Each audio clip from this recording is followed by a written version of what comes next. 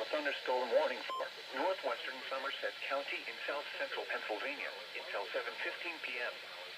At 6:27 p.m., a severe thunderstorm was located over Seven Springs, moving northeast at 25 miles per hour. Hazard, 60 miles per hour wind gusts. Source, radar indicated. Impact, expect damage to roofs, siding, and trees. Locations impacted include Boswell, Acosta, Jennerstown, and Seven Springs. This includes the Pennsylvania Turnpike from mile markers 100 to 107. For your protection, move to an interior room on the lowest floor of a building.